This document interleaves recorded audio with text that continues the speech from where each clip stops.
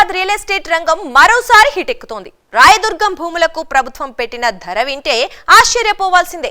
ఎకరానికి 104.74 కోట్లు. ఇది కోకాపేట రికార్డులను మించేలా ఉంది.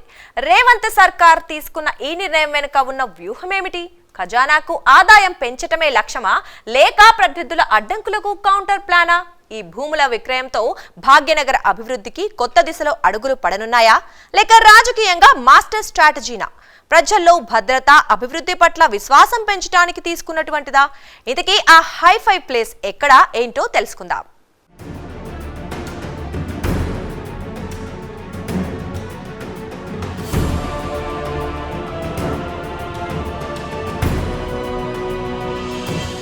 రాయదుర్గంలో ఎకరా భూమి 104.74 కోట్లుగా టీజీఐఏసీ నిర్ణయించింది. రాయదుర్గంలో మొత్తం 7.67 ఎకరాల భూమి వేలం వేయనున్నారు. రాయదుర్గంలోని 15A/2 ఫ్లాట్కు అత్యధికంగా మార్కెట్ ధర 71.60 కోట్లుగా ఉన్నట్లు టీజీఐఏసీ పేర్కొంది. అక్కడ కనీస ధరగా 50.10 కోట్లుగా నిర్ధారించింది. ఇక అదే రాయదుర్గంలోని ఫ్లాట్ నెంబర్ 19 ధర 66.30 కోట్లు ఉండగా అప్సెట్ ప్రైస్ను 44.30 కోట్లుగా టీజీఐఏసీ నిర్ధారించింది. ఈ పార్సిల్లో 11 ఎకరాలను వేలంలో విక్రయించాలని నిర్ణయించారు. ఉస్మాన్ సాగర్ దగ్గర 8, 10 నెంబర్ ప్లాట్లు మినహా 1 నుంచి 15 వరకు ప్లాట్ల వేలానికి నిర్ణయించారు. ఇక్కడ మార్కెట్ ధర ఫ్లాట్ను బట్టి 18.70 కోట్ల నుంచి 25 కోట్లుగా పేర్కొన్నారు. రేవంత్ సర్కార్ తీసుకున్న సరికొత్త నిర్ణయం రియల్ భూమును పెంచేలా చేస్తుందనేది మార్కెట్ వర్గాల అంచనా.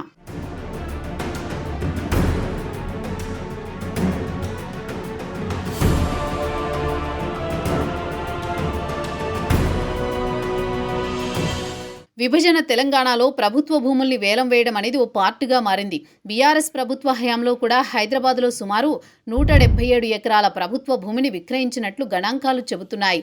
అంతేకాదు దాదాపుగా 4,20,000కు పైగా ఎకరాల అటవీ భూమిని కూడా మాయం చేశారనేది మరో వాదన. దీంతో దేశంలోనే రియల్ భూమి ప్రాంతాల్లో ట్విన్ సిటీస్ కూడా ఆ లెక్కలో చేరిపోయింది.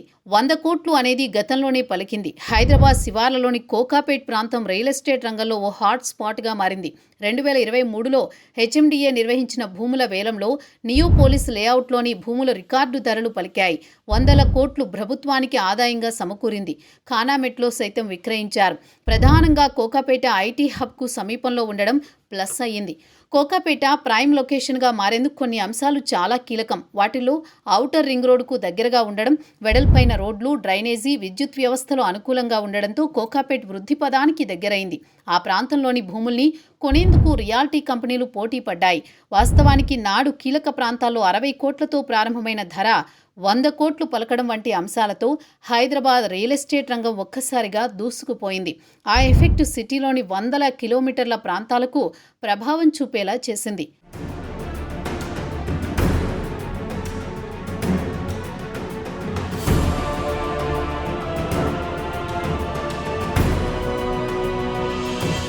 ప్రభుత్వాలు మారడంతో రేవంత్ సర్కార్ ఫ్యూచర్ సిటీగా భాగ్యనగరాన్ని తీర్చిదిద్దేందుకు విశ్వ ప్రయత్నం చేస్తోంది. దీంతో హైదరాబాద్ సెంట్రల్ యూనివర్సిటీ సమీపంలోని 400 ఎకరాల భూములను విక్రయించేందుకు రాష్ట్ర ప్రభుత్వం రెడీ అయ్యింది. వాస్తవానికి ఐటీ కారిడార్ సమీపంలో హెచ్సియు భూములు ఉండడంతో మార్కెట్ విలువ ప్రకారం సుమారు 10,000 కోట్లు ఆదాయం వచ్చే అవకాశం ఉందని అంచనా. అయితే భూములు ప్రభుత్వానివి కావంటూ విద్యార్థులు, మేధావులు, పర్యావరణవేత్తలు విక్రయాన్ని వ్యతిరేకిస్తున్నారు. కానీ ప్రైవేట్ సంస్థకు కేటాయించిన భూమిని న్యాయ పోరాటం ద్వారా తిరిగి స్వాధీనం చేసుకున్నామని సర్కార్ చెబుతోంది. ప్రభుత్వం అభివృద్ధి పనులకు ఈ భూమిని ఉపయోగించాలనుకుంటోంది. అనూహ్యంగా ఆ భూముల వ్యవహారం కాస్త వివాదాలకు దారితీయడంతో ప్రస్తుతం ఇష్యూ సుప్రీంకోర్టులో ఉంది.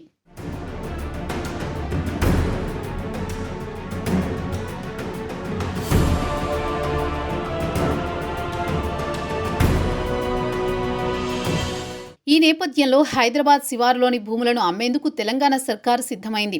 రేవంత్ సర్కార్ విలువైన భూముల్ని ఎందుకు అమ్మాల్సి వచ్చిందో కూడా తెలుసుకోవాలి. గత కేసీఆర్ హయాంలో కాళేశ్వరం, మిషన్ భగీరథ పేరుతో లెక్కకు మించిన అప్పులు చేశారు. అసలుతో పాటు వడ్డీ కూడా నేడు కట్టాల్సి వస్తోంది. అధికారం మారడంతో క్రెడిట్ లెక్కలు బయటకొచ్చాయి. దీంతో రాష్ట్ర ప్రభుత్వం ఎన్నికల హామీలు నెరవేర్చాల్సిన బాధ్యత ఏర్పడింది. ఆర్థిక లోటును భర్తీ చేసుకునేందుకు ప్రభుత్వ భూములను అమ్మేందుకు సర్కార్ రెడీ అయింది. దీనివల్ల కొంత ప్రయోజనం కూడా ఉంది. రియల్ రంగానికి ఊతమిచ్చేలా చేస్తుంది. తెలంగాణ ప్రభుత్వం ఎంతో ప్రతిష్టాత్మకంగా చేపట్టిన హైడ్రా, మూసీ సుందరీకరణ అంశాలు ప్రజల్లో వ్యతిరేకతా భావాన్ని కల్పించాయి. బఫర్ జోన్ అంశాలు, అక్రమ కట్టడాలపై ఫోకస్ పెట్టడంతో తొలుత హైడ్రాను అందరూ వ్యతిరేకించారు. అయితే భవిష్యత్తులో వరదల ప్రభావం నగరవాసులపై పడకూడదన్న లక్ష్యంతో ప్రభుత్వం కూడా ఓ మెట్టు దిగింది. ఇప్పటికే నిర్మించిన భవనాల జోలికి వచ్చేది లేదన్న అధికారిక ప్రకటనతో ప్రజలు ఊపిరి పీల్చుకున్నారు. తిరోగమనం చెందిన రియల్ రంగం కూడా ఇప్పుడిప్పుడే కోలుకుంటోంది. తాజాగా రాయదుర్గంలో ఎకరా భూమి 104 కోట్లుగా సర్కార్ నిర్ణయించడంతో ఇక రియల్ భూమి ఓ రేంజ్లో వెళ్లడం ఖాయమని విశ్లేషకుల అంచనా.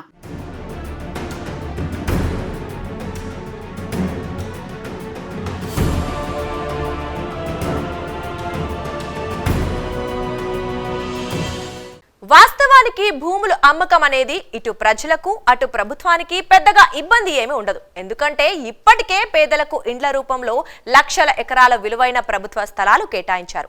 ఏ సర్కారుకైనా అంతిమంగా రాష్ట్ర అభివృద్ధి కీలకం. ఈ కోణంలోనే రేవంత్ సర్కార్ కూడా రాయదుర్గంలోని ప్రభుత్వ భూములను వేలం వేసేందుకు రెడీ అయింది.